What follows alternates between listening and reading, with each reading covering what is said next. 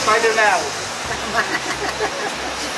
Agaw atensyon ang Spider-Man na ito sa unang araw ng kampanya para sa barangay at SK election sa Baguio City. Si Spider-Man kasi nagkakabit na ng campaign poster, nag-iikot pa sa barangay sa Ludmitra para mamahagi ng campaign flyers.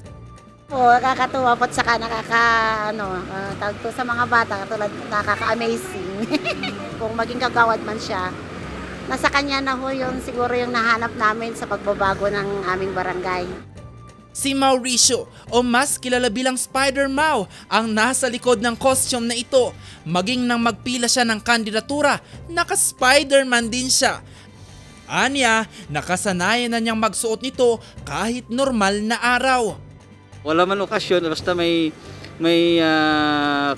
ibang pinupuntahan ako, madalas kong sinusuot itong Spider-Man suit na to dahil nga sabi ko nga doon sa mga kabarangay ko, your friendly neighborhood, Spider-Mau ang tawag nga nila sa akin. Pero ang ilan niyang kabarangay tila may ibang request sa kandidato. Maigi po siguro na ipakita niya yung itsura niya, tas at least di ba malalaman ng mga tao na karapat dapat siyang iboto, hindi lang dahil sa naka-costume siya. Paano pag nireveal niya, ma'am? O kung na-reveal niya at sa tingin naman niya ay magugustuhan siya ng mga tao dahil sa yung ano man yung plataforma niya, pwede siyang iboto ng mga tao.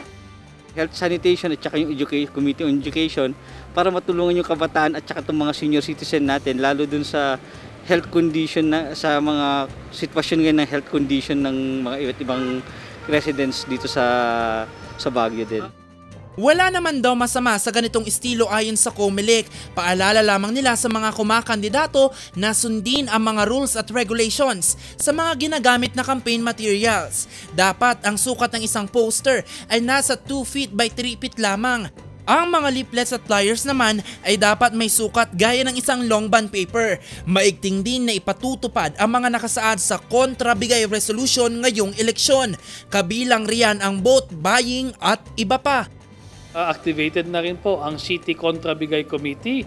Kasama natin dito ang kapulisan, ang DOJ, ang courts at DepEd at lahat po ng agency in monitoring activities, lalong-lalo na this campaign period para maiwasan po natin ang vote buying and even vote selling during the entire campaign period. Sa ika-20 ng Oktubre, inaasahan ang nationwide simultaneous offline baklas ng COMELEC. Dito, isa-isang babaklasin ng mga campaign materials na lumabag sa itinakdang sukat at disenyo mula sa COMELEC. Magtatapos ang campaign period sa ika-29 ng Oktubre. Jose Robert Inventor para sa Luzon Headlines.